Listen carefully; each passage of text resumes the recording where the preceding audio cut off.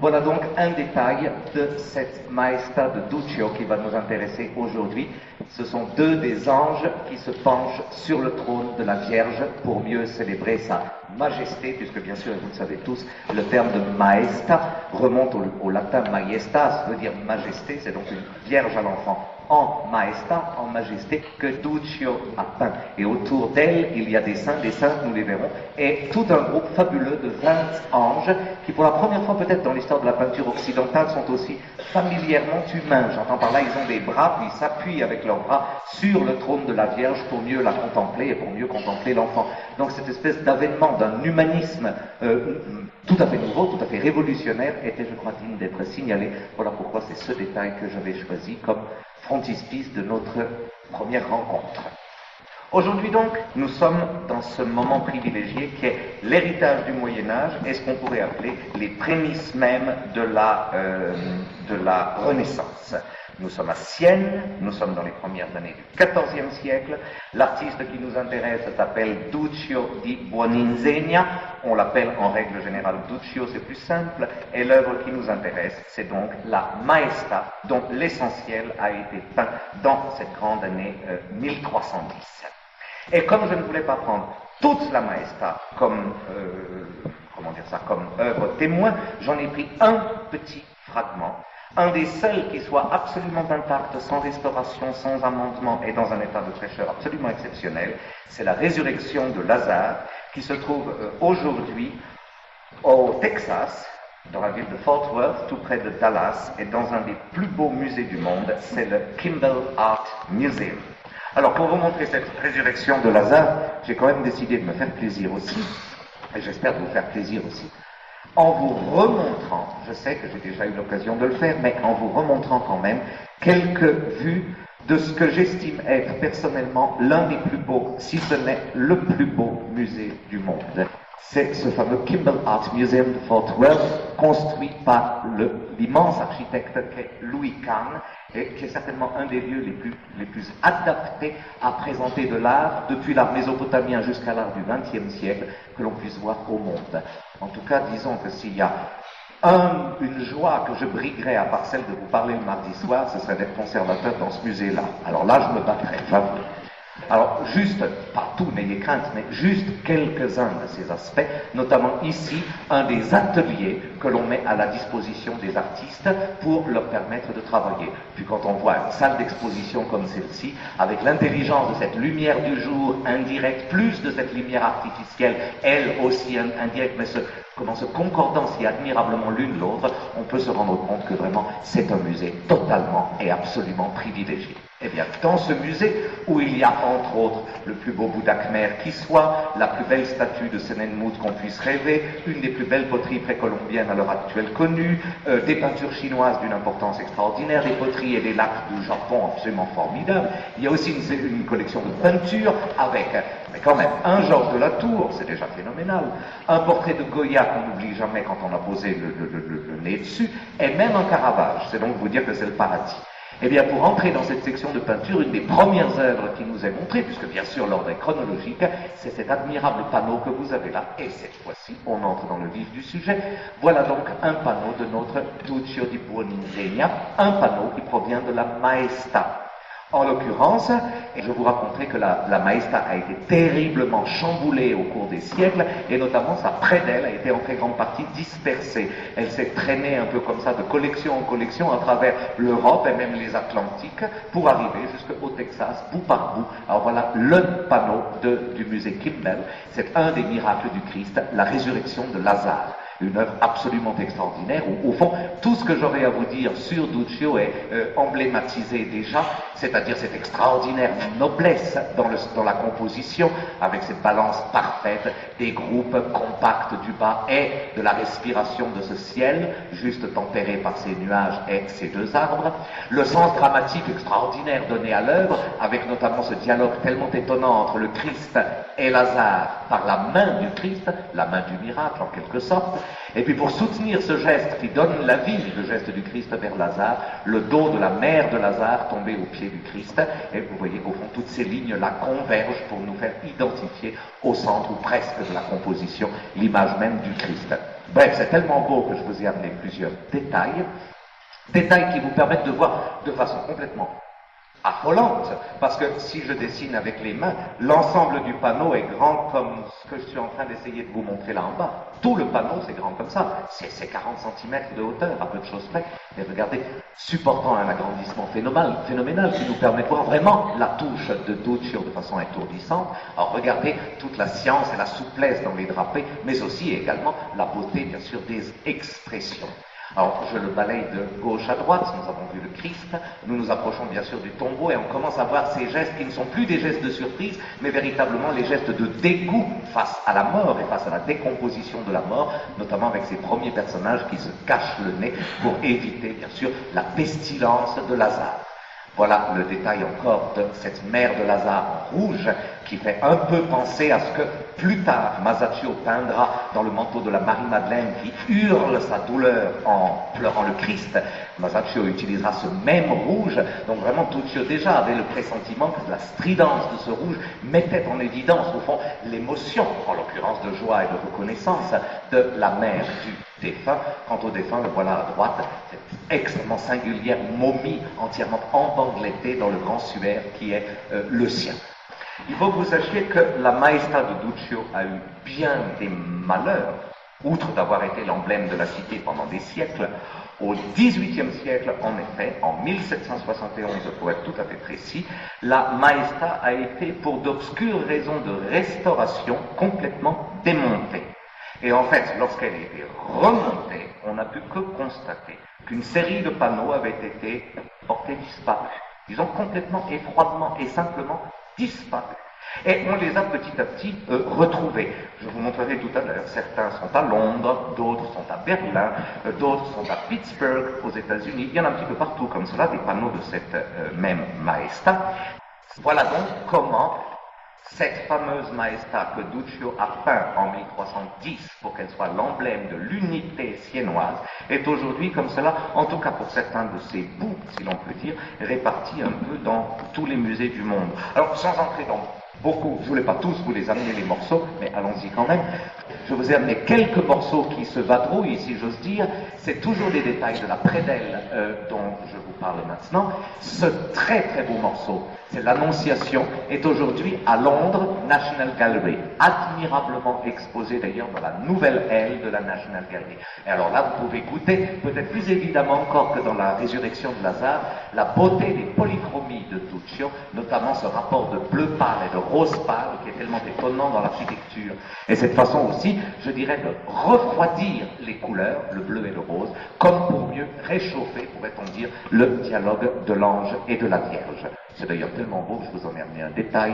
Voilà donc cette Vierge, surprise dans la lecture, comme presque toujours dans l'histoire de la peinture, mais surprise jusqu'à s'en lever. Vous voyez que Duccio la peint au moment où, en fait, elle est en train de se lever avec le mouvement de surprise, presque même de frayeur d'ailleurs, qui est le sien. Alors, cette œuvre-là, donc, se trouve aujourd'hui à National Gallery. Cet autre fragment de la prédelle, toujours de la même Maestà, toujours du même Duccio, bien entendu, nous montre un autre moment de l'histoire du Christ, c'est la série des miracles, qui également faisait partie de la prédelle, mais de l'avers de la prédelle, c'est-à-dire l'autre côté, le côté postérieur, si vous le voulez, et c'est la guérison de l'aveugle que vous avez ici. Et vous voyez que cette œuvre annonce un peu le genre de scénographie que Duccio mettra en œuvre dans la résurrection de Lazare, les grands groupes très compacts de personnages qui au fond font contraste avec la légèreté, mais en même temps avec la rigueur de l'architecture. Et puis surtout cette façon tellement nouvelle au fond d'isoler les acteurs même du miracle, le Christ et l'aveugle, qui sont comme ça dans une espèce de dialogue extrêmement enfermé sur lui-même, et qui trouve au fond sa solution, puisque l'aveugle est répété par Duccio, mais ayant déjà détourné, c'est le cas de dire, les yeux du Christ, il voit à nouveau, et il va donc sortir du champ. Un geste d'ailleurs extrêmement frappant chez le Christ, il touche véritablement l'œil de l'aveugle, et de l'œil de l'aveugle, pour ceux qui sont devant ou qui ont de très bons yeux, on voit gicler une espèce d'humeur vitreuse, et beaucoup de médecins notamment se sont préoccupés de cette œuvre pour montrer avec quel souci, on pourrait presque dire scientifique, Duccio a essayé de transcrire le miracle même de la reddition de la vue. Dernier élément que je vous montre, c'est encore Duccio, c'est encore un fragment de la Maesta. Je vous ai déjà fait pas mal voyager de Sienne à Fort Worth, de Fort Worth à Londres, mais cette fois-ci c'est Londres-Pittsburgh que nous faisons. Retour aux États-Unis, nous sommes dans la collection nous sommes dans la collection Frick à Pittsburgh, et c'est là que se trouve cet ange porteur des instruments de la Passion, en l'occurrence la couronne d'épines, et ces anges, car il y en avait plusieurs, se trouvaient au sommet de la Maesta et en formaient, si vous voulez, le fait, le couronnement, si vous préférez. Donc vous commencez à vous rendre compte, je pense, que cette pauvre Maesta a été, comme dit, démontée au XVIIIe, qu'on en a certes remonté la partie centrale, mais que le soubassement soit la prédelle, et surtout que le couronnement soit le fait, n'ont été qu'en partie conservés, le reste ayant donc été distribué, ayant connu les fortunes que j'ai évoquées tout à l'heure.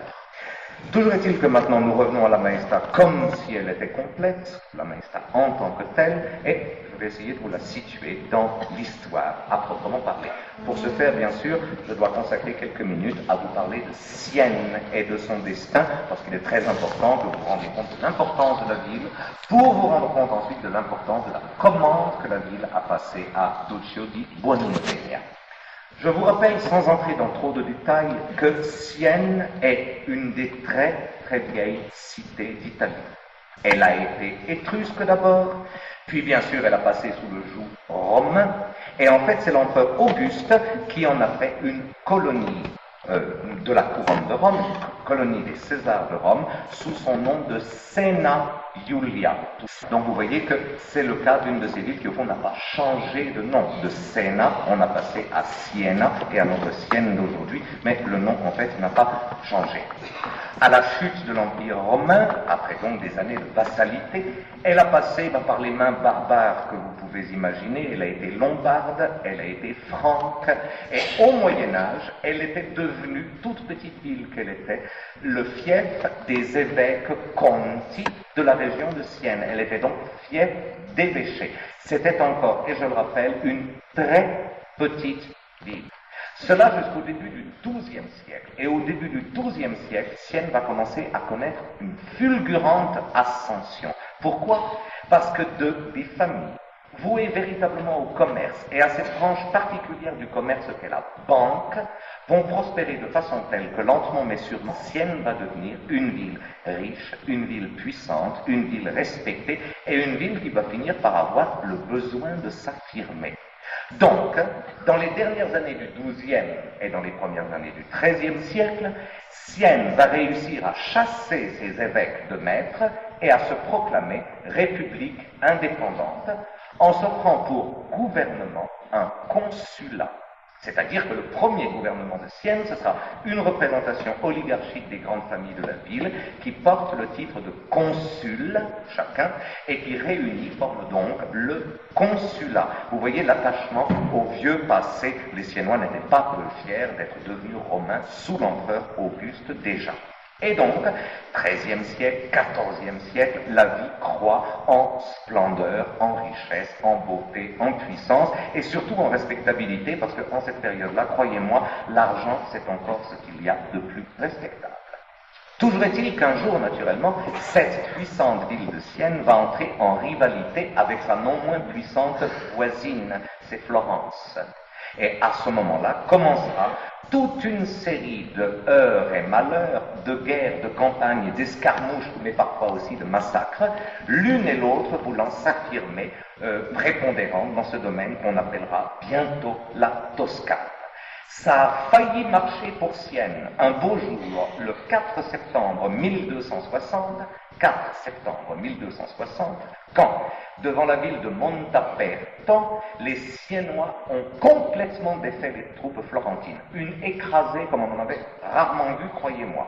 Victoire de Sienne formidable et qui a failli faire tourner le destin de l'histoire de l'art, car pour peu, Sienne serait devenue véritablement la capitale de toute cette Italie du centre qui était en train de se forger.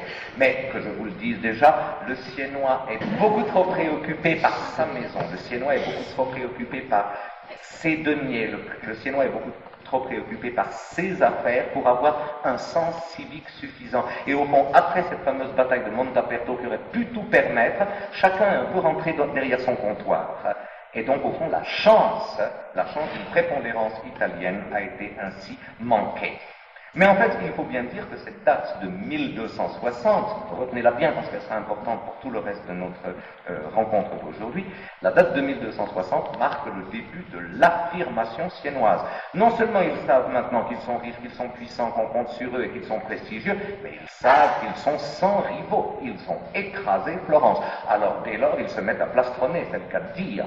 On refait les façades des palais, on réurbanise la ville, on reprend toute la construction, notamment du dôme et du palais public, et on en fait vraiment des monuments à la grandeur d'une cité qu'on estime être naturellement la plus glorieuse du monde. Et donc, Sienne va demeurer, je pense, pendant tout le XIIIe et une bonne partie du XIVe siècle, une des plus grandes républiques, en même temps qu'un des plus grands centres de civilisation du monde. C'est en tout cas ce qu'on appelle son âge d'or. Le système de gouvernement n'est plus le consulat, qui a paru un peu vieillot tout de même. Ce sont 9 représentants des 9 plus grosses affaires de la ville qui forment un conseil qu'on appelle le Conseil des Neuf. Et ce Conseil des Neuf a un tout beau palais, tout flambant neuf pour ses décisions, c'est le Palazzo Pubblico, le palais public que nous verrons tout à l'heure, et bien sûr une salle admirable, aujourd'hui encore une salle admirable, dans laquelle se réunissaient ces fameux 9 qui présidaient à l'histoire même de Sienne. Âge d'or donc, dès disons 1260-1265 environ, jusqu'au milieu du XIVe siècle, 1350 je dirais environ. Ça c'est la grande période. Puis, voilà, puis il y aura d'autres banquiers, d'autres comptoirs, notamment florentins, et vous le savez sans doute, et lentement mais sûrement les Siennois se feront gagner de vitesse par des gens de métiers plus révolutionnaires, par des gens de métiers plus audacieux, les Médicis en particulier, et lentement mais sûrement la banque siennoise s'auto-paralysera. Lentement mais sûrement les affaires péricliteront, et ce sera le début de la décadence. À la fin du XIVe siècle déjà, Sienne ne pourra plus se défendre seule, elle devra demander au duc de Milan, à la dynastie des Visconti, de bien vouloir la protéger, et puis plus tard encore, elle devra faire partie, elle tombera toute cuite dans la bouche du grand-duché de Toscane. Florence aura pris sa revanche. Ce que j'essaie donc de vous montrer, c'est que le laps de temps de la grandeur de Sienne est au fond très court. 1265, nous avons dit, jusqu'aux environs de 1350 à peu près. Mais c'est dans ce laps de temps que, sans exagération, je peux dire, il n'y avait pas de ville rivale dans toute l'Italie. C'était vraiment le flambeau de l'Italie au sortir du Moyen-Âge et juste aux portes de la Renaissance que la Sienne de ce temps-là. Or, c'est le moment maintenant, après avoir tant causé, que je vous montre, bien entendu, et je ne pouvais pas prendre plus bel exemple que le Palazzo Pubblico, et vous montrer donc ce merveilleux bâtiment construit à l'âge d'or pour ce fameux Conseil des Neufs, et à un moment où vraiment Sienne n'avait pas de rival au monde. Ce sera une visite, j'ose dire, extrêmement succincte. Je ne veux vous montrer que quelques-uns des chefs-d'œuvre de ce palais public. D'abord, une architecture qui est superbe. C'est vraiment l'architecture gothique telle que Sienne l'avait adoptée en ces temps-là. Mais surtout, à l'intérieur, quelques-unes de ces salles prestigieusissimmes, où vraiment tous les artistes descendants de la grandeur de Duccio ont travaillé à la fin du XIIIe, mais surtout au début du XIVe siècle. Nous sommes là dans la grande salle des réceptions, en fait, du Conseil, et on l'appelle la salle de la Mappemonde, et vous reconnaissez bien sûr l'emblème même de la grandeur de Sienne, l'emblème même, c'est la fresque de Simone Martini, postérieure bien sûr à notre Duccio, postérieure à notre sujet d'aujourd'hui, mais quand même appartenant à l'âge d'or où nous entrons maintenant. Alors cette fresque montrant donc le fameux Guido Riccio de Sienne, représenté alors qu'il est en train de conquérir une série de places fortes et de châteaux dont Sienne est en train de dépendre. Et vous savez, je pense qu'à l'heure actuelle, les historiens d'art estiment que tout le tour de la salle était décoré d'une chevauchée des grands connétables, une chevauchée des grands spadassins de Sienne, représentés avec les paysages des villes et des châteaux qu'ils avaient su prendre, et ainsi une sorte d'atlas de la puissance de Sienne courait tout autour de la salle, d'où le nom de salle de la Mappemonde que le lieu porte aujourd'hui encore. L'œuvre est tellement belle que, bien sûr, je vous ai amené quelques détails. Voilà un des tout premiers de ces héros presque de la Renaissance, si vous le voulez, qui annonce par exemple celui de Paolo Uccello, ou un peu plus tard ceux de Donatello, ou un peu plus tard encore ceux de Verrocchio, c'est-à-dire ces personnages à cheval qui vont triompher pendant tout le XVe et tout le XVIe siècle. C'est un des premiers, le Guido Riccio, et c'est une des raisons pour lesquelles je voulais vraiment vous le montrer, et une bonne fois en détail. Vous savez d'ailleurs maintenant que récemment, on a donc nettoyé les murs et au cours du nettoyage, on a découvert sous des fresques du XIXe siècle, sous des enduits du XVIIIe siècle, sous des ébauches du XVIIe siècle, une fresque extraordinaire qui a fait couler beaucoup d'encre. La voilà. Et vous voyez, on est juste sous les pattes de Guido Riccio, n'est-ce pas? Alors, cette fresque-là nous a valu d'abord une belle découverte en matière d'histoire de l'art, vous la voyez mieux maintenant, une belle découverte, bien sûr, et de superbes empoignées d'historiens de l'art. Mais le fait est que l'œuvre est de plus en plus admise comme une œuvre de Duccio. Alors là, ça deviendrait d'autant plus intéressant. Cela daterait des environs de 1270 et ça aurait été la première parure de ces fameuses redditions de villes à la grandeur de Sienne. Ce serait une des places fortes, le château de Giacucento, au bord de la mer d'ailleurs, et ce sera bel et bien un port de Sienne à cette époque-là, et le maître des lieux serait en train de remettre les clés de sa citadelle à un envoyé de Sienne. À peine les Siennois étaient-ils au fond maîtres de cette Italie centrale que déjà ils prétendaient immortaliser leur victoire et commençaient à peindre tout au long de la grande salle de leur conseil les grandes victoires de Sienne. Vous aurez remarqué, je pense, que l'œuvre est singulièrement grattée avec des lignes concentriques assez étonnantes. On est à peu près sûr à l'heure actuelle qu'au XVe siècle, on avait maçonné dans ce mur-là une horloge mobile dont les aiguilles ont lentement abîmé la peinture. On a enlevé l'horloge et on a tout repeint à neuf, histoire de faire plus joli.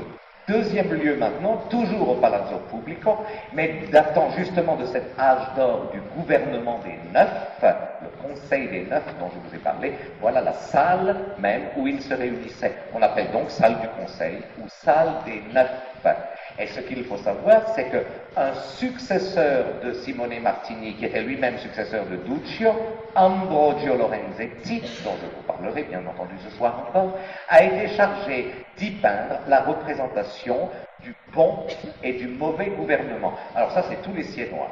Ils se réunissaient à neuf, connaissant chacun leurs petites affaires absolument par cœur, bradant ce qu'il y avait à brader en parfait complice, mais ils avaient le besoin quand même de marquer le côté solon, si j'ose dire, de leur équité, en se faisant peindre l'allégorie du bon et l'allégorie du mauvais gouvernement, histoire de se retremper le moral, si j'ose dire. Ça nous a valu au moins une des plus belles fresques jamais peintes par Lorenzetti, c'est notamment ce bon gouvernement. Vous reconnaissez autour de l'emblème du pouvoir quelques-unes des vertus les plus importantes, la justice, la tempérance, mais surtout, et la plus célèbre, cette femme à demi couchée qui en fait s'est endormie comme il se doit, c'est la paix. Et il vaut toujours mieux que la paix dorme, comme vous le savez sans doute. Un détail que je vous ai amené, voilà, pour que vous voyez l'intensité dramatique du pinceau de Lorenzetti. Nous sommes quand même 2 générations après Giotto, et vraiment, alors là, sur le palier de la Renaissance, voilà donc l'image même du pouvoir, cette sorte d'empereur, mais qui en fait représente, bien entendu, Sienne et les Siennois. Alors, avec cela, je crois, le plus parfait emblème que je puisse vous montrer de la grandeur de Sienne. Donc, du coup, voilà une petite vue sur la ville, si l'on peut dire, que vous vous rendiez compte, disons, du lieu qui abritait cette puissance, cette espèce de sûreté de soi phénoménale, mais aussi une façon de vous montrer ce lieu-là vers lequel nous allons aller dans un instant, c'est le dôme de Sienne, Car deuxième des lieux Sienne que j'aimerais vous montrer, c'est le dôme, ou si vous préférez, la cathédrale. Car il y a deux raisons à cela, en fait, deux raisons de vous présenter le dôme. La première de ces raisons, c'est que, comme le Palazzo Pubblico, c'est véritablement un emblème de la grandeur de Sienne, et deuxième des raisons, et vous imaginez bien, elle est majeure, c'est que c'est dans ce dôme qu'a figuré notre Maestà, c'est pour ce dôme qu'a été peinte notre Maestà. Donc, quelques mots maintenant sur ce deuxième monument de Sienne qu'est le dôme. Il a été fondé bien avant la grandeur de Sienne, à une époque où Sienne était encore, je dirais, une petite ville laborieuse. Il a été fondé en tant que dôme en l'année 1177. Oh, les Siennois ne pensaient jamais en cette époque-là qu'ils seraient un jour presque les maîtres de l'Italie. Et c'est donc dans un style parfaitement roman, le style de l'époque, et avec des proportions parfaitement humaines, j'ose dire, qu'on a élevé ce temple à Dieu.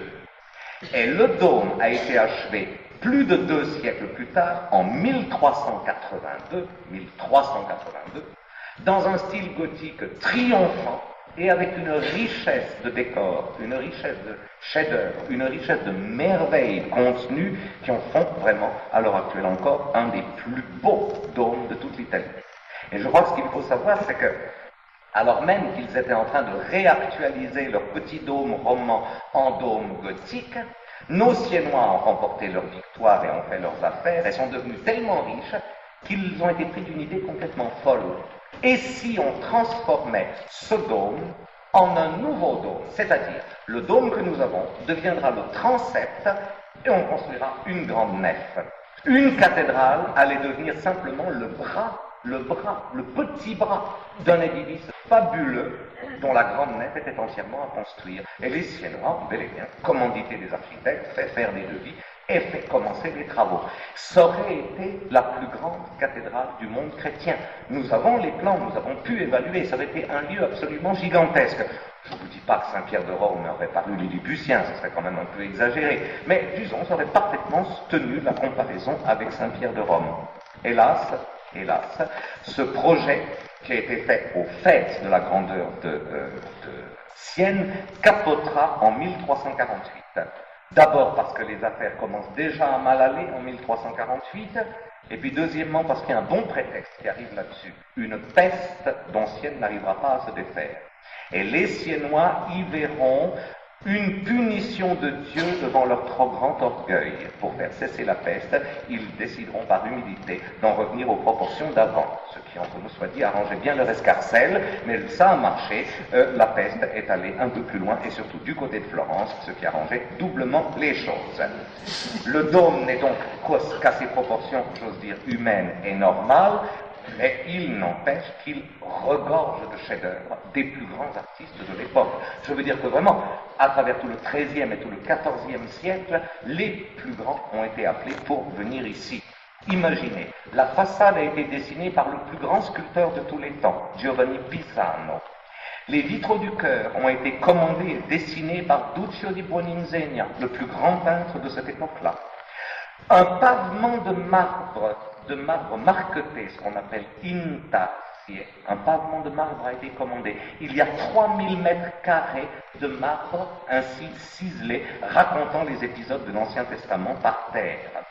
Une chaire, on l'a commandée en fait au père de Giovanni Pisano, Nicola Pisano, lui aussi un sculpteur fabuleux. Quand on a eu encore un peu de place sur un pilier, Donatello était le plus grand sculpteur, très bien. Que Donatello nous fasse un Saint Jean-Baptiste, et on a élevé le Saint Jean-Baptiste dans la région du Maître-Autel. Dans une des chapelles, celle justement d'ailleurs des Piccolomini, on a élevé un tombeau votif. Quel est le plus grand sculpteur? À cette époque-là, c'était Michel-Ange. 4 sculptures ont été commandées par Michel-Ange, etc., etc. Je veux dire simplement, dans cette nomenclature, que ce qu'il y a de meilleur, ce qu'il y a de plus glorieux, ce qu'il y a de plus nouveau, ce qu'il y a de plus révolutionnaire en matière d'art, n'a jamais été assez bon pour les Siennois. Il a toujours fallu que, tout à faire cessante, les plus grands artistes, XIIIe au XVIe siècle, viennent donner le meilleur d'eux-mêmes, en fait, au dôme de Sienne. Et vous lisez la liste des collaborateurs du dôme de Sienne, vous lisez un manuel d'histoire de l'art de la Renaissance en Italie. Ils y sont tous, de Pinturicchio à Michel-Ange, de Duccio à Ghiberti, tout le monde a travaillé pour le dôme de Sienne. Alors naturellement, il fallait que je vous montre, non pas tout, mais un peu, quelques exemples de ce que je viens de dire.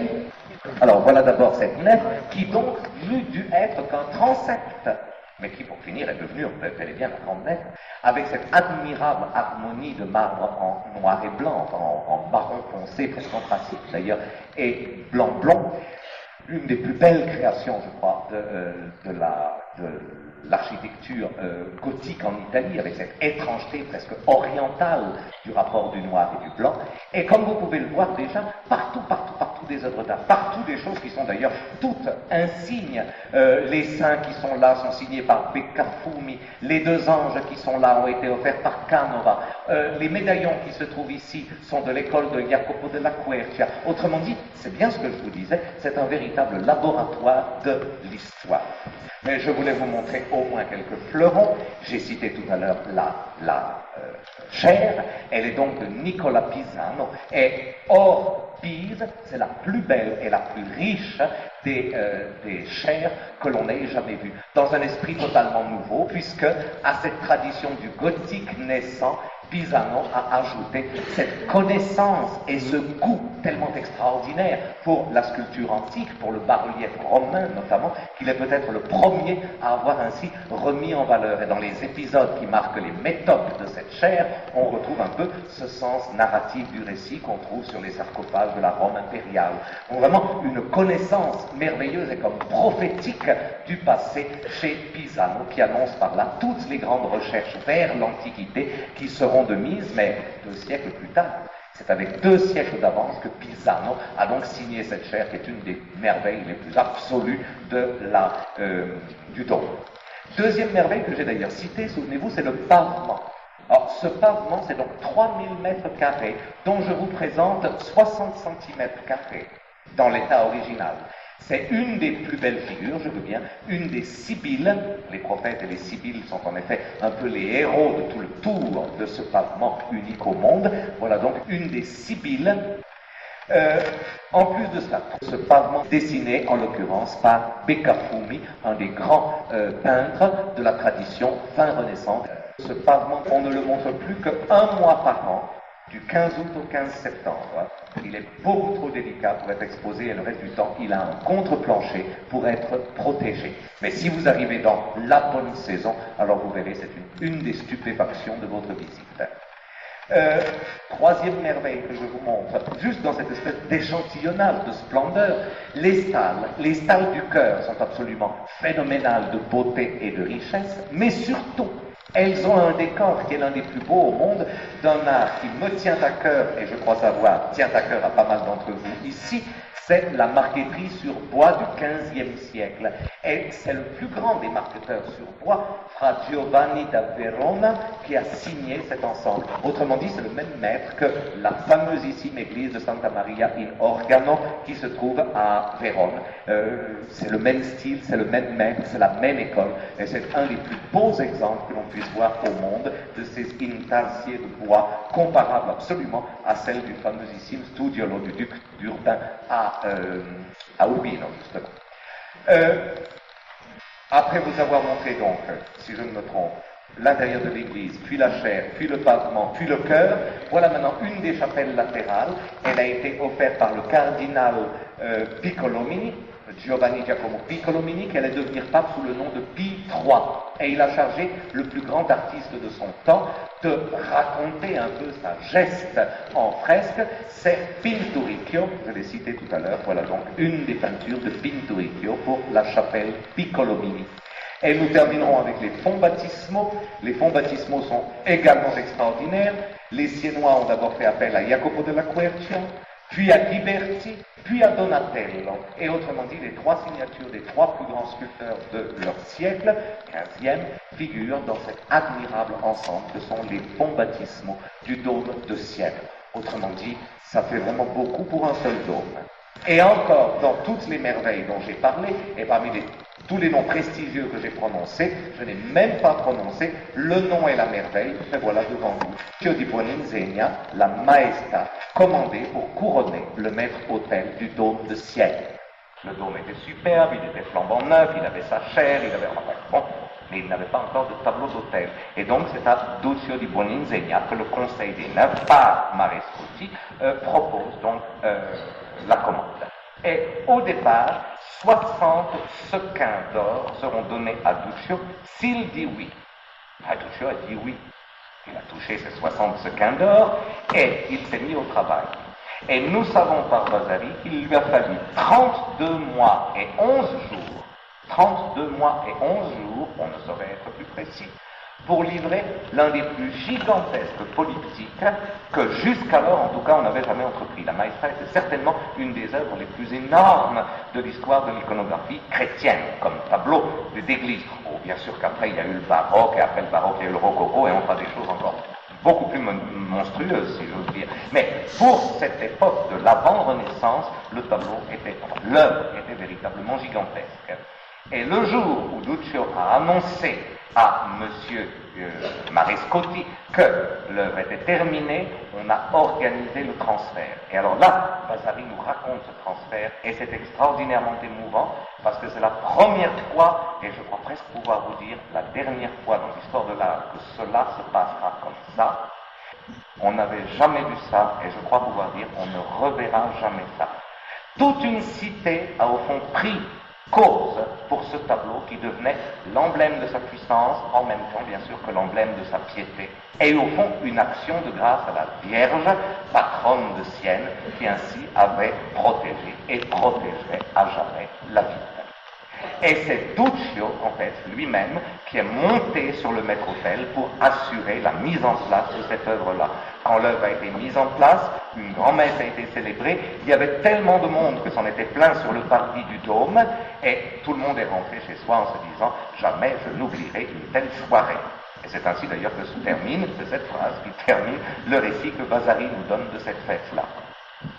Je ne veux pas vous dire que j'ai vécu ça, naturellement pas ça, mais il n'y a pas longtemps, c'était cette année, c'était au printemps, j'ai assisté à une chose complètement hallucinante qui était le retour d'une des grandes œuvres de Caravage dans son église à Naples, la fameuse œuvre, les 7 œuvres de miséricorde de Caravage qui a été volée, retrouvée, abîmée, restaurée, rentrée à Naples, et c'est l'archevêque de Naples qui l'a ramené.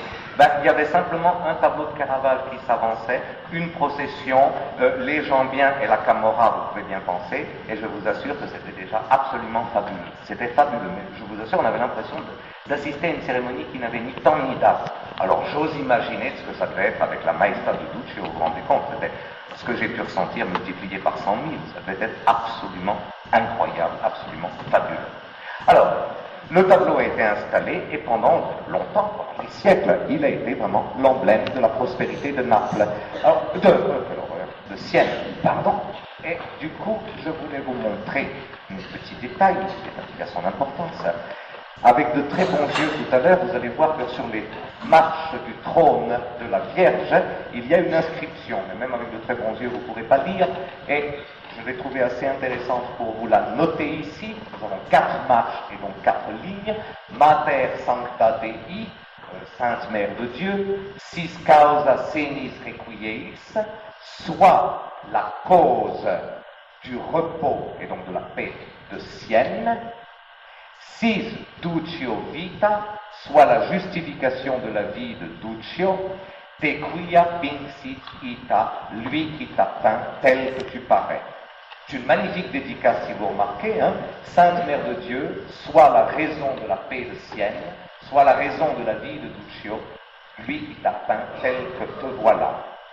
Bon, mais je vous fais quand même remarquer qu'il y a 2 vers sur 4 pour Duccio tout seul. Ce qui est quand même assez extraordinaire, je dois dire, à l'époque où nous nous trouvons. Cela nous montre bien dans quelle estime on tenait M. Duccio pour l'autoriser à bénéficier de la moitié des marches du paradis pour sa seule gloire. Alors maintenant que je vous ai dit tout cela, voilà donc ce que Duccio a représenté sur cet avers, que vous essayez d'imaginer dans une fin d'après-midi siennoise avançant au gré de la marche, entouré de cierges et les cloches battant à toute volée, la Vierge en majesté sur le trône impérial qui est le sien, tenant et en fait présentant l'enfant Jésus qui est là, entouré de 20 anges, dont vous avez vu ces 2 ci tout à l'heure, souvenez-vous, complété par toute une pléiade de saints et de saintes, et à genoux les 4 saints patrons de la ville de Sienne. Les petits siens, disons. Il y a Crescencio, il y a Ascanio, il y a Placide et il y a Anselme, les 4 saints qui sont les patrons de la ville de Sienne. Ceux donc il s'agit surtout de ne pas oublier sont représentés un peu comme des donateurs au pied de cette gloire-là. Et je pense, maintenant que vous voyez l'ensemble, que vous remarquez la science de l'architecture qui est celle de notre Duccio, puisque tout le tableau est une sorte de magnifique pyramide, ou si vous préférez, une sorte de magnifique fronton de temple grec, c'est un peu construit avec cette même noblesse et avec cette même sérénité, autour donc du chef de la Vierge, qui est le point de départ de toutes ces lignes qui asseyent cette composition et lui donnent une merveilleuse majesté. Au passage, voilà donc ces fameuses marches d'escalier sur lesquelles figurent les quelques lignes que je vous ai transcrites il y a un instant. Et maintenant, on va se faire le plaisir de voir, bien sûr, des détails de cet ensemble. Voilà la Vierge à l'enfant. Une des premières représentations, d'ailleurs, dit-on, Vasari Dixit d'ailleurs, où la Vierge n'est plus simplement byzantine, c'est-à-dire posée en impératrice et tenant son gosse un peu comme on tient un globe, si j'ose dire, mais vraiment comme une mère qui présente cet enfant aux fidèles, penchant d'ailleurs vers elle son visage, chose qui naturellement à nous qui sommes accoutumés aux Vierges de Guido Reni, aux Vierges de Léonard, aux Vierges de Raphaël, ça nous paraît tout à fait normal, mais il s'agissait d'une révolution véritable que d'humaniser la Vierge et de lui donner ce geste à la fois d'humanité, mais surtout de tendresse qui était si nouveau. Même geste de tendresse que nous retrouvons chez les anges. Regardez, vous retrouvez exactement les deux du début de la conférence ici. Et regardez, c'est presque amusant de voir ces anges qui se hissent par-dessus le dossier du trône pour mieux voir la Vierge et l'enfant.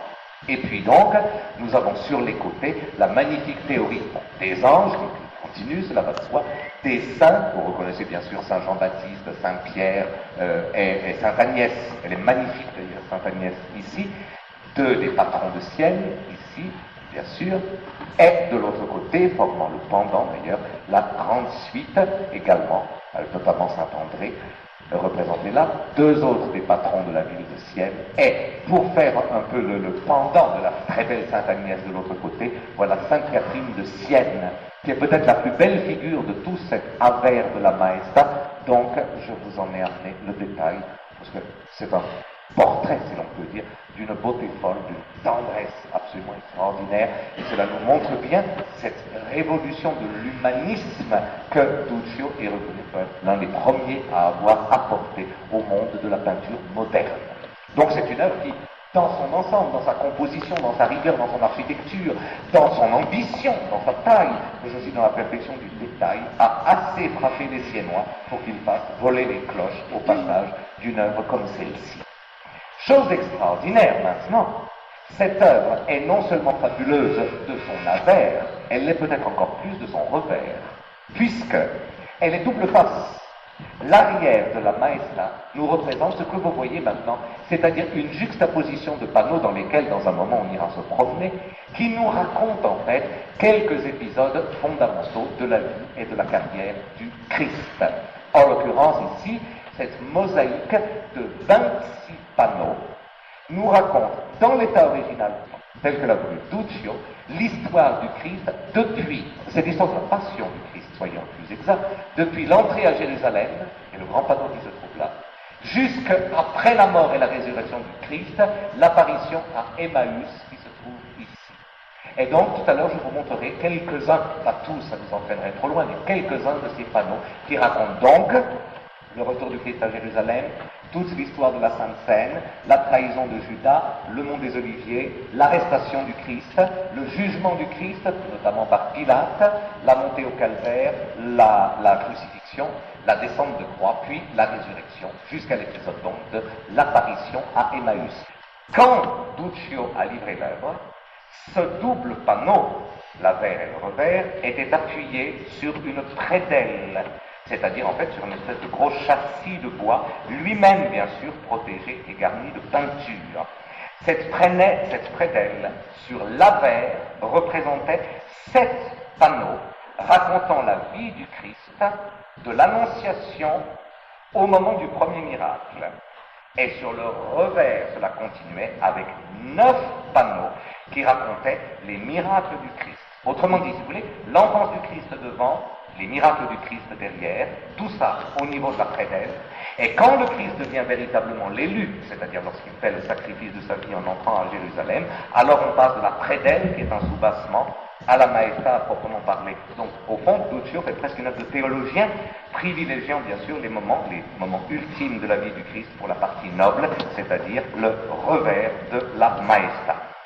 Pour couronner l'ensemble, au-dessus de la maestà, Duccio avait fait au fond une contre-prédelle, ce que j'ai appelé tout à l'heure le couronnement, si vous préférez, ou le fève, si vous préférez.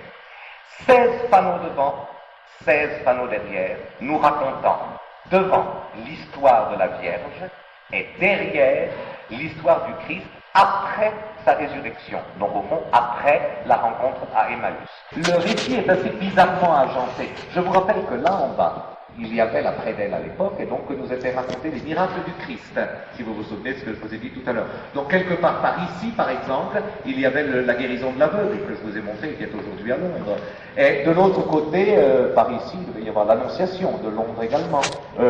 L'histoire de Lazare, vous pouvez figurer très bien par ici aussi.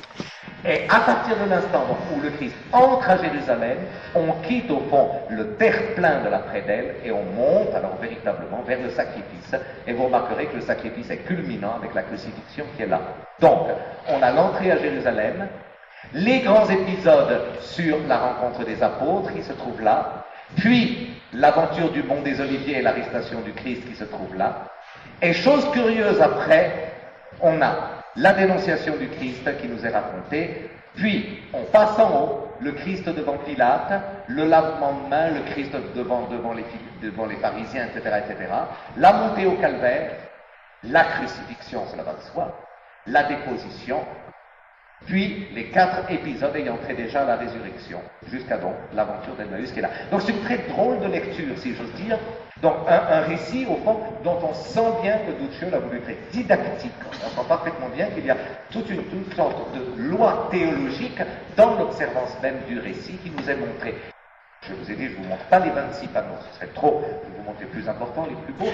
Tout commençait donc avec l'entrée à Jérusalem. Alors là, vous pouvez remarquer ce sens merveilleux du récit qui est celui de Duccio, parce que vraiment, comme un enlumineur, il a parfois d'ailleurs la tendresse et parfois même l'humour des enlumineurs de son temps. On voit donc le Christ arriver, entouré de cette cohorte d'apôtres, ils sont toujours serrés sur eux-mêmes, les apôtres, toujours. Hein. Il y a vraiment une panique d'être lâchés. Toujours c'est un groupe très compact, comme ça, avec la naisse et son titane, et naturellement, rien ne manque, ni les manteaux répandus, ni les rameaux, ni même le gosse qui est monté sur l'arbre, et qui est d'ailleurs une des très très très jolies parties de cet ensemble-là. Puis donc, nous entrons dans le moment de la Sainte Seine. Alors là, il y a 3 moments, au fond, que Duccio consacre à cette soirée-là, si j'ose dire. Le lavement de pied, la Sainte Seine et l'exhortation après la Seine. C'est 3 panneaux différents. Et j'aimerais vous faire constater quelque chose. Pour la première fois dans l'histoire de l'art, un peintre a le souci de l'unité de lieu. Je m'explique. Il y a 3 panneaux pour raconter, donc, lavement de pied, scène et exhortation.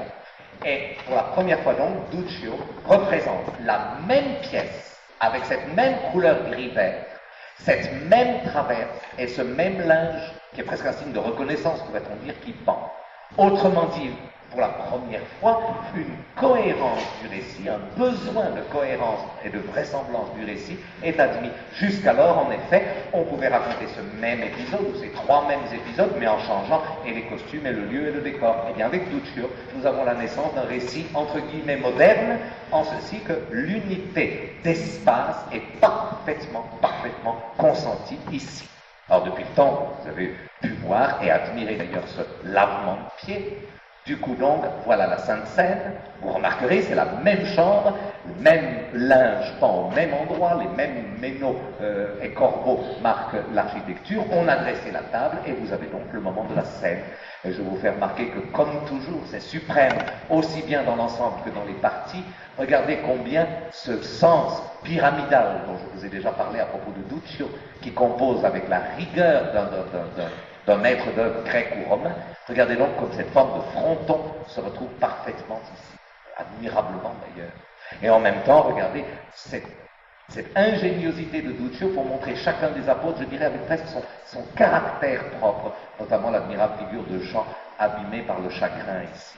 Et donc, le troisième épisode, toujours la même salle, vous aurez remarqué, c'est vraiment très frappant. Et donc, nous sommes après le dîner, nous sommes à l'instant de ce fameux dernier sermon. Et vous voyez de nouveau, et peut-être d'ailleurs pour une des dernières fois, le groupe compact des apôtres qui se trouve ici, autour du Christ, que Duccio a déjà voulu comme isoler d'eux, comme si déjà il appartenait au fond à une autre dimension. Puis, j'ai choisi de vous montrer quelques-uns, je crois, des épisodes du Mont des Oliviers. Nous avons notamment la nuit au Mont des Oliviers, la méditation du Christ, les objurgations aux apôtres, et surtout la merveilleuse représentation de leur sommeil. Et regardez, le sens du récit a complètement changé. Les épisodes précédents étaient très basés sur des horizontales et des verticales très rigoureuses pour asseoir cette forme de fronton, alors que les épisodes du Jardin des Oliviers, qui se passent dans la nature, sont représentés avec de grandes lignes extrêmement souples, très souples, très larges, et qui semblent toujours vouloir fuir au-delà même du tableau, comme si Duccio, là aussi, était un précurseur, ouvrant à cette dilatation du paysage dont d'ordinaire on dit que c'est la grande révolution de la peinture italienne au XVe siècle. Voilà, avec 2 siècles d'avance, on sent ce besoin d'élargir le cadre de la composition et au fond de magnifier la représentation à l'extrême. Regardez d'ailleurs que le même paysage, toujours la notion d'unité de lieu, est parfaitement admise ici dans l'épisode suivant, c'est l'arrestation du Christ. On a cette image absolument bouleversante d'ailleurs de Judas, qui semble presque se ruer sur le Christ, mais en même temps comme s'en retenir d'ailleurs, suivi bien sûr par les hommes d'armes, cependant que, bien entendu, Pierre est en train de couper la légendaire oreille que vous voyez d'ailleurs se détacher ici du chef du pauvre malheureux.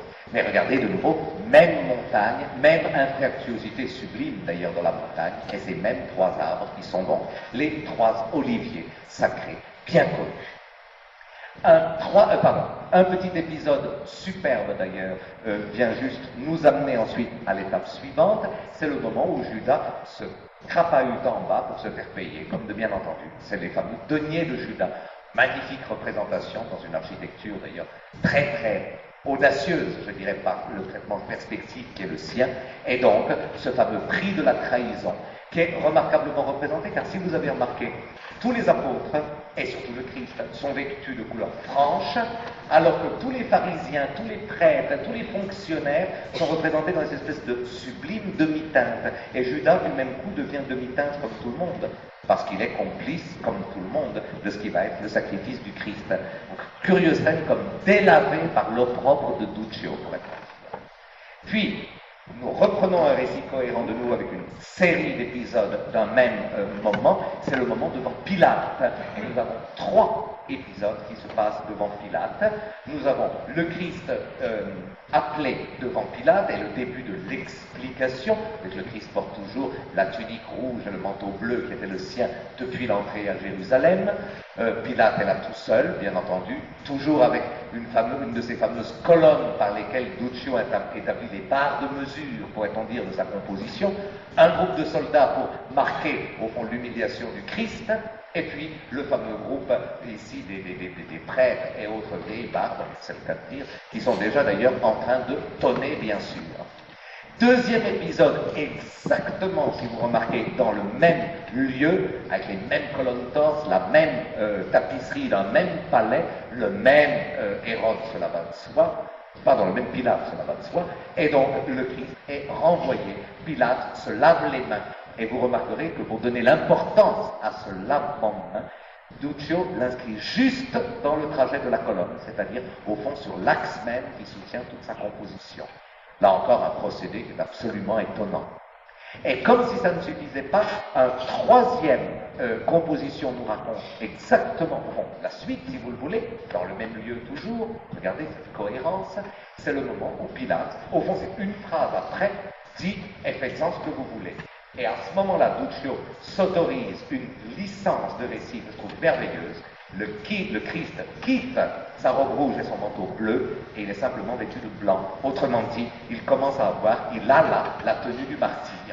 Vous voyez, rien n'a changé. Le palais est le même, Pilate est le même, les soldats sont à la même place, ils continuent à hurler dans leur coin tout cela, mais le Christ est devenu cette merveilleuse image blanche, autrement dit, comme je le disais à l'instant, l'image même du martyr. Et alors, dès lors, il n'y a plus qu'à parler du sacrifice même du Christ, c'est-à-dire au fond de la préparation à la mort. Nous assisterons donc au couronnement d'épines, qui se repasse d'ailleurs, si vous le remarquez, devant Pilate, avec ce manteau de dérision dont on a vêtu le Christ, avec ses insultes et ses colibets, comme de bien entendu. Puis nous assisterons à la flagellation, toujours d'ailleurs dans ce même lieu, toujours devant Pilate, et toujours avec la foule murmurante à l'arrière-plan. Et enfin, ce sera l'épisode dernier, la montée au calvaire, où revient cette fois-ci une figure qu'au fond, jusqu'à présent, nous n'avons pas retrouvée. Elle est sur l'avers de la Maesta, et elle rentre maintenant dans le revers, c'est la Vierge dans son manteau bleu, qui marque bien sûr ici le chagrin des femmes qui accompagnent le Christ dans sa montée au calvaire. Et vous remarquerez que là, le ton du récit change, à ce récit de nouveau très architecturé des scènes qui précédaient, où vraiment Duccio agissait un peu comme le metteur en scène d'un mystère médiéval. Chacun avait sa place, chacun avait son lieu, chacun avait sa réplique à dire. Tout d'un coup, ici, le récit devient beaucoup plus confus parce que Duccio veut montrer la presse de la foule, il veut montrer la colère de certains, il veut montrer l'observance du devoir d'autres et surtout la douleur des troisièmes et notamment des saintes femmes qui accompagnent le Christ jusqu'au lieu de sa mort. Puis ce sera, suite logique, la crucifixion elle-même, le Christ entouré des deux larrons, la Vierge qui s'évanouit bien sûr, soutenue par Saint Jean et par les saintes femmes. Si vous vous souvenez, vous avez vu l'ensemble de cet avers tout à l'heure, cette crucifixion occupe l'exact centre de la Maesta, côté avers. Puis commence, alors là, c'est le plus beau, je veux dire, puis commencent les fameux récits de la mise au tombeau et surtout de la résurrection du Christ. C'est-à-dire, au fond, la fin du récit. C'était, si vous vous souvenez, dans l'ensemble que je vous ai montré, tout en haut à droite. Ce sont ces quelques épisodes-là sur lesquels je vais finir cette présentation. Un des plus beaux de tous les épisodes, c'est la visite des trois maris au tombeau. C'est une chose absolument sublime, le tombeau du Christ ouvert, l'ange qui attend, et ce fantastique mouvement de recul des trois maris quand elles voient l'ange qui leur apprend donc, celui que vous êtes venu chercher n'est plus là, et donc il leur apprend la résurrection du Christ. C'est sans aucun doute une des parties de la Maesta à la fois les plus savantes et les plus inspirées que Duccio ait jamais peintes.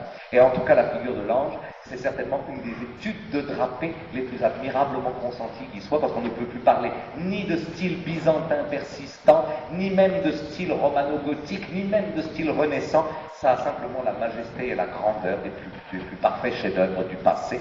Et donc là, Duccio nous montre bien toute cette science qui était la sienne. Dans ces épisodes de l'extrême fin, je voulais aussi vous montrer, parce qu'il est admirable, le fameux reniement de Pierre. Vous savez que le reniement de Pierre occupera 3 des panneaux. Alors celui-ci, c'est le fameux serment à la servante. Celui-là, je ne le connaissais pas. Alors dans le groupe des personnages qui sont ici, très familièrement en train de se réchauffer autour d'un feu, donc Pierre renie le Christ, et on a cette espèce de mouvement fantastique de la femme qui va simplement monter cet escalier et donc disparaître. Au fond, marquant tout simplement la fin d'un triste moment de la carrière de Pierre. Et j'aimerais bien que vous ayez remarqué, toute la composition est donc axée sur ce mouvement ascendant, très dynamique d'ailleurs, qui passe de Pierre au feu, du feu à la servante et de la servante là-haut. Pourquoi je vous le fais remarquer? Parce que c'est ce même mouvement exactement qui est observé dans la dernière représentation que je voulais vous montrer. C'est la rencontre à Emmaüs, avec donc la rencontre du mystérieux pèlerin, entre guillemets, et qu'on invite à entrer. Eh bien, regardez, c'est le même mouvement ascendant. Donc, dès l'instant où le Christ est mort et ressuscité, les derniers panneaux de Duccio, tous ont trait à ce mouvement ascendant, à ce mouvement, on pourrait presque dire transcendant, qui en fait porte l'œil du spectateur comme il a porté l'âme du Christ vers le haut, c'est-à-dire vers le ciel. Ça, c'est d'ailleurs une des plus belles compositions qui soit, une des plus belles de tout l'ensemble de la Maesta. Et je crois ainsi vous avoir montré un peu plus de la moitié de ce revers, soit donc quelques-unes des œuvres les plus importantes qui soient. Maintenant, je tenais à ajouter encore à cela quelques éléments de la prédelle. Non pas les éléments piqués à Fort Worth, à Londres ou à Pittsburgh, c'est déjà fait, mais quelques-uns de ceux qui restent à Sienne. Car il y en a, je vous l'ai dit tout à l'heure, quelques-uns à Sienne, 9 exactement. Et je vous rappelle qu'il raconte le début de l'histoire depuis en fait l'Annonciation, que nous avons d'ailleurs vu à Londres, soit dit entre nous, jusqu'au premier miracle. Alors, je voulais vous montrer quelques éléments, parce que il me paraissait essentiel que vous constatiez ceci, alors que tous les panneaux du revers que nous venons de voir, de l'entrée à Jérusalem, jusqu'au pèlerin d'Emmaüs, tous étaient basés sur des compositions extrêmement dynamiques, qu'elles soient horizontales ou qu'elles soient diagonales, comme nous l'avons vu. Ceux de la prédelle, au contraire, sont des compositions extrêmement statiques et toujours très centrées, si j'ose dire. Duccio s'étant parfaitement rendu compte que le rôle d'une prédelle est de supporter l'œuvre, et donc que chacune de ces compositions ne devait pas marquer d'envol, mais au contraire, elle devait vraiment appuyer l'œuvre sur ses épaules. Donc c'est un tout autre sens du récit, avec l'adoration des mages. Là, cette idée d'assise de composition est particulièrement remarquable, toujours avec ce fameux procédé dit en fronton, qui est tellement typique. Alors là, je vous montre, mais formidablement agrandi, car une fois de plus, l'ensemble du panneau tiendrait dans la tête de ce mage-là. Hein. Fabuleusement agrandi, voilà donc cette adoration des mages, pour que vous rendiez compte, bien sûr, du métier de Duccio, cela va de soi, mais aussi de l'état de l'œuvre. Hein. Ces panneaux de la prédelle ont été terriblement abîmés au XVIIIe siècle, au moment du remontage, et même les restaurations les plus savantes ont bien de la peine à les préserver.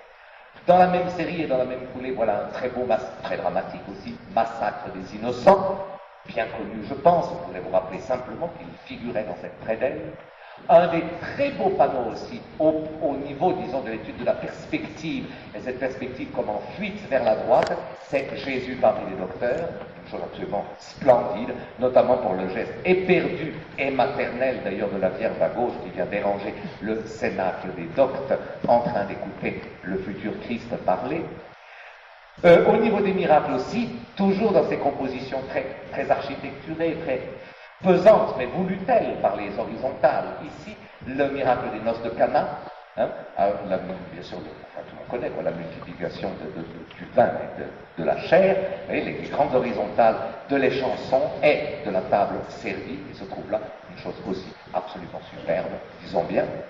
Et le dernier que je voulais vous montrer de cette prédelle, et qui est à mon avis un des plus incroyables, un des plus révolutionnaires, un des plus audacieux de tout l'ensemble, c'est cette tentation du Christ. Je trouve merveilleuse. L'état est absolument catastrophique, c'est pour ça qu'on la reproduit très rarement, et c'est parce qu'elle est très rarement reproduite que je voulais particulièrement vous la montrer, au moins pour lui rendre justice. C'est la tentation du Christ, donc, sur cette espèce de citadelle que le démon a créée pour le tenter, le débat, le dialogue entre le Christ et Satan. Il se trouve là, il n'en reste presque rien, mais la composition est absolument phénoménale. Le sujet du tableau, c'est cette architecture, en fait, qui est en fait le fruit de la tentation, ce qui peut être le bénéfice de la tentation, et puis tout simplement là-haut, ces deux personnages qui représentent au fond la lumière et l'ombre, le Christ et le diable, qui sont là comme pour, au fond, marquer ce qui sera notre débat, et le débat de nos vies et de nos consciences à nous, chrétiens en l'occurrence. Donc vraiment, j'espère avoir su vous convaincre que le sens du récit de la prédelle est complètement différent du sens du récit de ce qui nous est montré dans la belle horizontalité du revers. Il y a de ces compositions beaucoup plus assises, je l'ai dit, et donc, j'espère vous avoir convaincu que chaque élément est pensé pour la place qu'il occupe, chaque élément est bâti ou sur ces horizontales verticales très architecturées, soit au contraire sur ces diagonales merveilleuses, ou sur l'ondulation des paysages, mais chaque traitement, chaque lieu correspond à une description du moment, à une description du décor, à une description du sujet représenté, et bien sûr à sa place dans l'ensemble du récit. Donc c'est une œuvre qui non seulement est belle dans chacune de ses parties, et hélas c'est bien souvent comme cela qu'on la voit, mais aussi dans ce prodigieux sens narratif qui était celui de Duccio. Je pense que ce que j'ai pu vous montrer de la Maestà vous a convaincu, ou a su vous convaincre de la révolution que la présentation du tableau a été. On comprend que Sienne en a été tellement marquée, et je voulais, en conclusion, vous montrer un peu en quoi c'était à ce point-là une révolution. En effet, voilà où en était la peinture avant Duccio. Celui-là vivait encore quand Duccio était déjà dans les murs de Sienne et travaillait déjà. Donc, c'est un merveilleux peintre, je dois dire, c'est Guido da Siena. Il était le grand peintre d'une demi-génération d'avant, mais j'aimerais simplement que vous constatiez dans cette annonciation à quel point ce Guido da Siena est en fait fidèle à la très vieille tradition byzantine du récit, c'est-à-dire un espace pour la Vierge, un autre espace pour l'ange, le paysage ramené à des utilités et à des conventions en fait, mais absolument pas cette espèce de coup de poing dans les canons byzantins que Duccio donnera pour créer vraiment le récit architectural, le récit de la nature, le récit de la vérité des gestes que nous avons pu voir tout à l'heure. Donc véritablement, voilà de quoi on parle pour arriver moins de 10 ans plus tard à la Maestà. Alors ça doit vous montrer à quel point Duccio est un peintre surhumain par rapport véritablement à ce qu'il a pu donner à la peinture siennoise de son temps. Puis, je voulais vous montrer encore Duccio, bien sûr, c'est de lui ça. C'est juste avant la Maestà. C'est la fameuse Vierge, dite Vierge des franciscains, parce qu'il l'a peinte et à la demande même de l'ordre. Elle est terriblement abîmée, hélas, la pauvre. C'est déjà du très grand Duccio, mais on sent très bien qu'il n'y a pas, comment dire, cette espèce de formidable motivation qu'a été un tableau gigantesque pour le maître-autel du dôme de sa cité. Au fond, c'est la chance, je dirais, c'est le privilège de cette commande qui a en fait permis à Duccio de devenir ce qu'il a été. Alors, ça c'est donc quelques années avant la Maestà, vous l'avez vu, et je voulais vous montrer en conclusion ce qui s'est passé après. Il s'est passé simplement que, une fois la Maestà exposée, donc en 1311, les artistes, les jeunes artistes, les enfants artistes sont venus bien sûr la voir, sont venus l'étudier, et du coup est née, à proprement parler, l'école siennoise de peinture. Memmi, un peu plus tard, da Bonaventura, tous ces noms qui sont d'habitude cités comme épigones de Duccio, seront en fait, et disons bien, des imitateurs de Duccio. Là, dans la Vierge, vous avez le canon exact de ce qu'avait en fait inventé, j'ose dire, Duccio. Regardez ici maintenant cette œuvre, ça c'est Ugolino da Siena encore, celle-ci est à Cleveland aujourd'hui, mais regardez là, à quel point nous sommes encore très près du maître, c'est-à-dire très près de l'original, et voici ensuite encore un autre élève, toujours, si vous voulez, ce même type de vierge, au visage si merveilleusement ovale, aux lignes tellement longues et pures, si je puis dire, aux mains tellement fabuleusement fines, et le tout dans un chatoiement de couleurs si délicat. Eh bien, tous ces grands noms de l'histoire de la peinture siennoise, c'est Ugolino da Siena, c'est da Bonaventura, et autres encore, tous ces gens-là sont en fait simplement, si j'ose dire, des épigones du gigantesque Duccio. Et cette école siennoise va se poursuivre ensuite avec l'apparition de nouveaux maîtres, mais ces nouveaux maîtres, de nouveau, vont s'asseoir en quelque sorte dans la travée qu'a commencé à dessiner Duccio.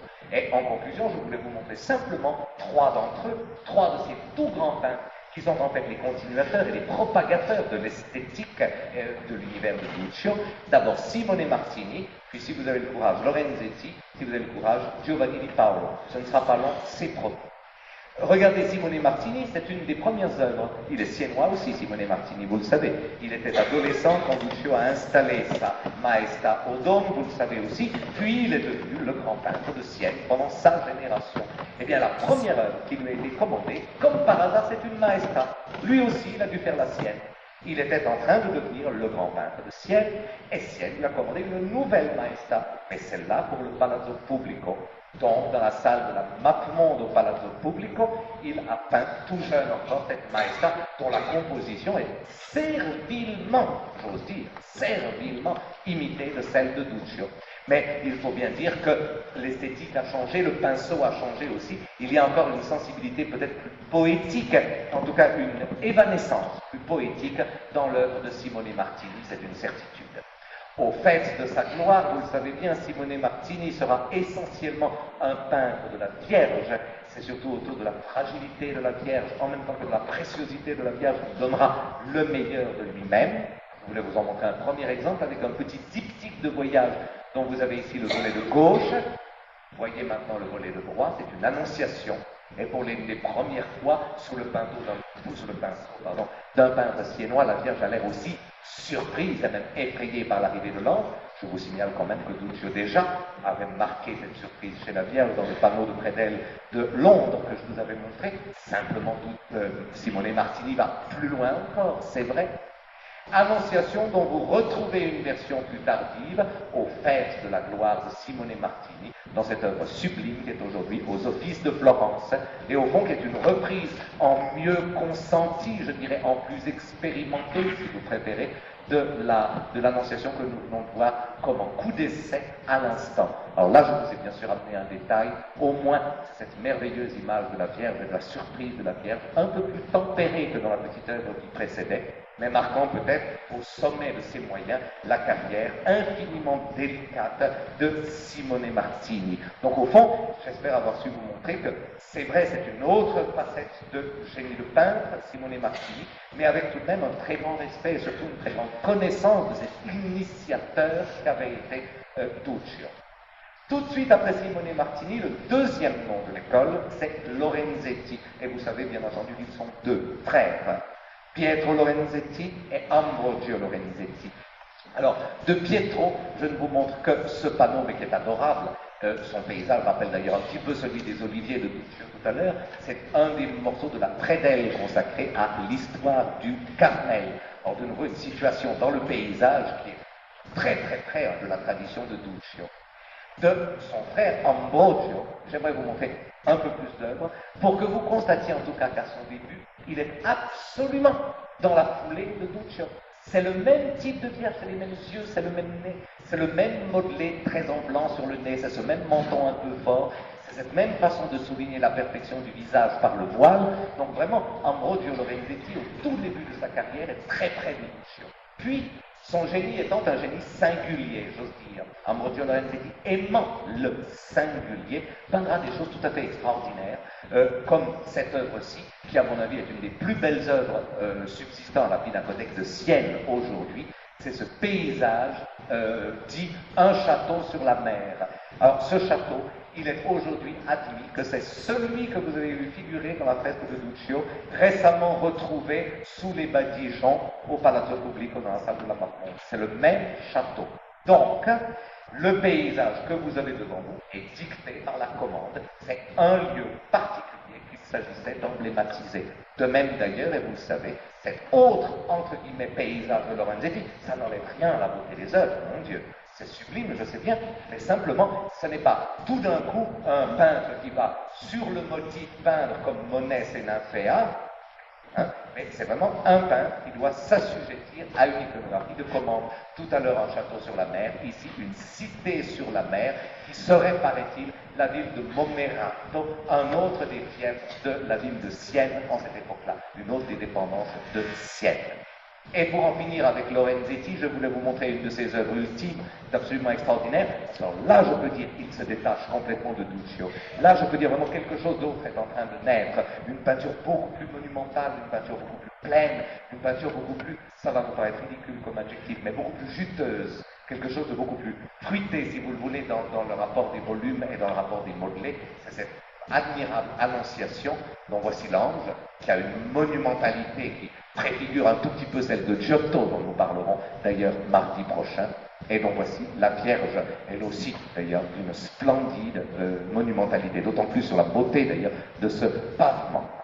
Donc vraiment, vous voyez que si la génération immédiatement post-Ducienne est restée très très près de lui, et Ugolino da Siena dont je vous ai montré, si Simone Martini est resté encore très très près de lui, la troisième génération, celle de Lorenzetti, commence à se détacher au fond de son aura.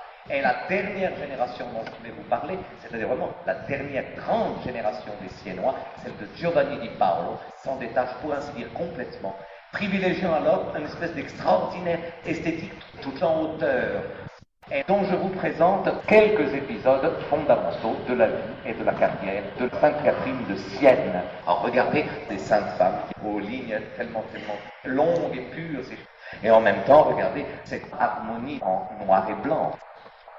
Deuxième épisode, exactement, si vous remarquez, dans le même lieu, ce très très beau morceau est aujourd'hui à Cleveland.